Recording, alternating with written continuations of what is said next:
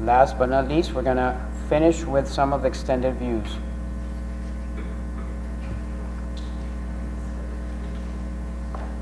Which are basically modifications of the views that you already have seen. We're just going to play a little bit with the angulation. And again, this is the fate card that you can get and print will get you all this, okay? The IVC subcostal is one of the modifiers that you already have seen how to obtain. We're going to have 3 apical views that we're going to learn, which are part of the extended views. And we're going to have 2 parasternal views that are basically modifications of the angle of your probe. So let's start with the apical views, okay? How do you obtain the apical views? You go to the point of maximal impulse. You tilt your patient a little bit to his left. The probe marker should be towards the patient's left shoulder, okay? And then you're going to get your 4-chamber view, which is what you're used to. But now let's start rotating the probe counterclockwise, okay? By doing this by 60 to 90 degrees, you're going to get what we call now a 2-chamber view. So if you were getting a 4-chamber view initially, just by rotating 90 degrees, you're basically perpendicular to the original view. You get a 2-chamber view. You're supposed to be cutting the left ventricle in just 2 views, anterior and inferior walls. But you keep on rotating your probe further, 30 to 60 more degrees, and what happens, you get a 3-chamber view, which is a view that allows you to now look at very anterior structures, including the aortic valve. And again, from the 4-chamber, you rotate counterclockwise, you get a 2-chamber, you keep on rotating, you get a 3-chamber. Let me show you how those images look. It's a 4-chamber view, okay?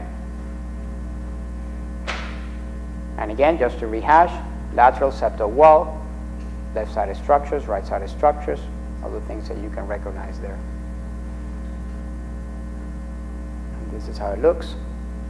You start rotating your probe, as I said, counterclockwise, keeping. The interesting thing is that when you start rotating your probe, you displace a probe.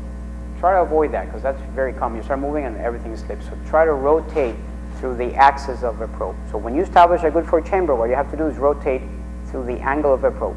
People tend to rotate and move the whole thing, and then you miss your thing. You go back to your 4-chamber. So try to rotate through the axis of the probe. And this is how it looks. As you can tell, from the 4-chamber view, we lose the RV. This becomes the anterior wall. This becomes the inferior wall. This is your mitral. This is the left atrium. Sometimes your left atrial appendage shows up here. Okay? But think about what we're doing now. From a lateral septal wall that we had in the 4-chamber V, you have an anterior inferior wall. Very good for recognizing areas that can be ischemic. Furthermore, these areas here are the basal segments, middle segments, apical segments. So you can even become more sophisticated and say, oh, I think that the basal segment of the inferior wall is hypokinetic. Oh my God, that sounds good. Okay? You tell that to your cardiology friends, they're like, wow, very impressive. It takes just rotating the probe from the original view to by 60 degrees, 90 degrees to get this view. And this is how it looks again. Now you keep on rotating, as I said, counterclockwise. Another 30, 60 degrees, you get your 3-chamber view. So look at what's happening here. The aortic valve that wasn't there, all of a sudden shows up. And this is a beautiful view for the aortic valve. This is so beautiful that you can actually put Doppler and measure pressure gradients if you're interested. I just put the color Doppler there just to see if there's turbulence for AS or AI. Okay? This becomes the anterior septal wall. This becomes the posterior wall. So now you've checked all the walls of the heart just by rotating from the 4-chamber apical view. And again, good view of the LVOT and good view for the aortic valve.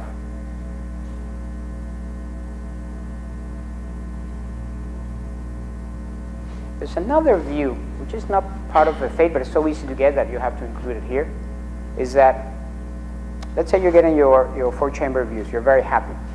If you make the angle a little bit shallow, what I mean by shallow, you go towards more anterior parts of the heart.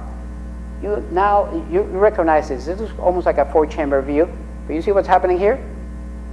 The LVOT opens up and the aortic valve opens up there. And it's actually to the left. It's different than the 3-chamber view where the LVOT was here and the aortic valve was here. This is what we call a 5-chamber view. Again, if you don't get a good 3-chamber because you're rotating, it's kind of tricky, just make the 4-chamber a little bit shallow and it becomes a 5-chamber view. Okay? So you can tell we can get everything we want just by moving the probe on the apical window. And we'll play with this. I'll have you play with this because I think it's something worth trying, and it just takes just minimal movements of your probe. And again, these views are important because it tells you a lot of information. We said contractility, but look at this view. I'm doing, as you can tell now, this is a 3-chamber view. Why? Because I'm seeing the LVOT, I'm seeing the aortic valve, and it's going here. You just look at this. You don't have to be a cardiologist to see this. Look at this. I'm seeing a jet going backwards into the atrium. That's MR. Look at the amount of turbulence as it's being injected. So one thing, look at the amount of calcium, the echogenicity of that valve. The person who was asking me before, how do you know if the valve is good enough? Look at this. You don't see the nice opening of the leaflets. This is pathologic. I don't see any movement. That's calcium everywhere. And look at the turbulent flow. Red or blue is basically laminar flow. When it becomes yellow or green and has multiple dots, that's turbulence. So you have a turbulent ejection. This is a guy with a murmur that happens to be associated with a yes. Okay? Very easy to recognize. Again, I'm not asking you to measure the pressure gradients, but to recognize that this is abnormal. And again, you're getting a little bit fancy, you can measure all those gradients that you want. So those are the views, extended views that you get from your apical windows. Parasternal views. Let's see what else can we get from the parasternal views. As I showed you before, these are the two that we normally get, long axis parasternal, short axis parasternal. But by angulating the probe, we're going to generate new views. So the probe, as I said before, the marker has to go towards the right shoulder. And this is what you get. Okay? Very clear. So long axis parasternal. These are the structures that you see. You move it into your short axis by now going clockwise 90 degrees. And this is what you get, the mid-papillary view. Okay? Now think about what you're doing now. You're cutting the heart at the papillary level. If I just move the probe towards the base of the heart, which is where the aortic valve is, or the apex of the heart, I may slice the heart in different angles. Okay? This is your mid-papillary view.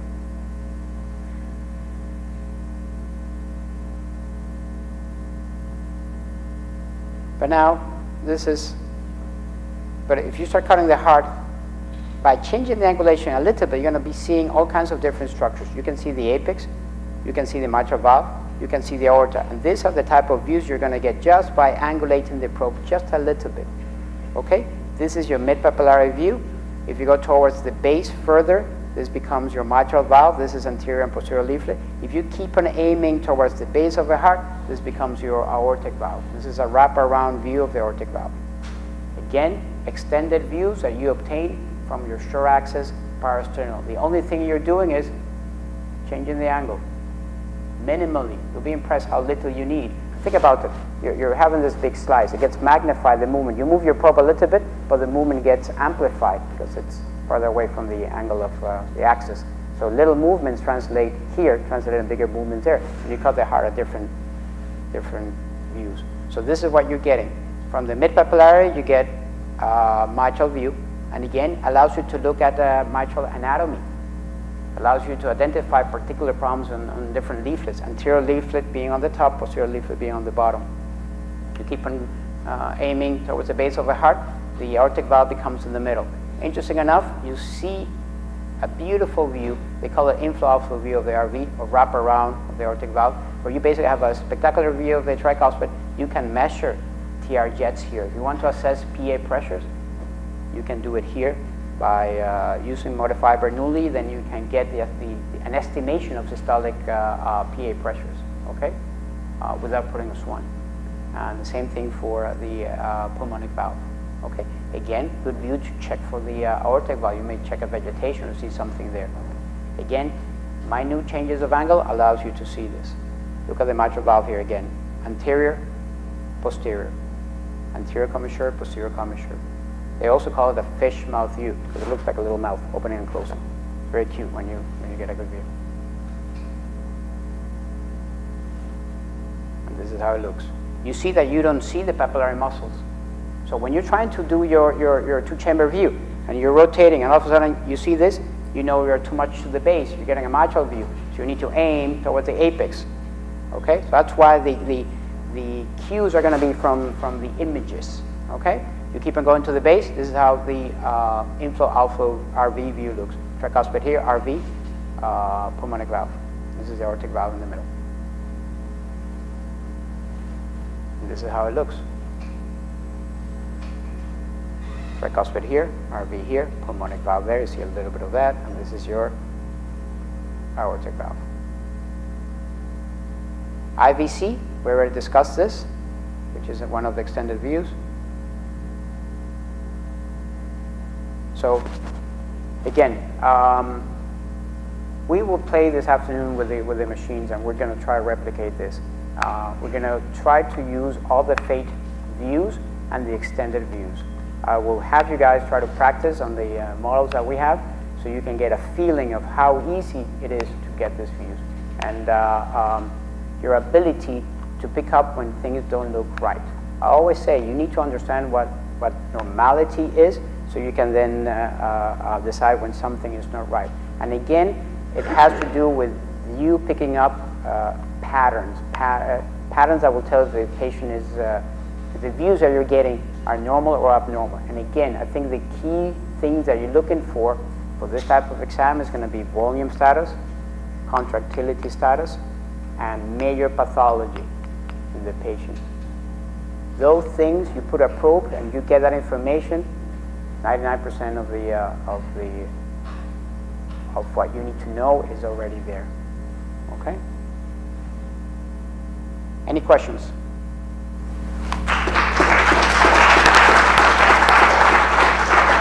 So at 3 o'clock, I'll wait for you guys in the model room. I'm going to play with some of the machines and things. We're going to have a station where we're going to do heart views, a station where we do lung and pleural views, and a station where you can play with the portable device, okay, ultrasound device.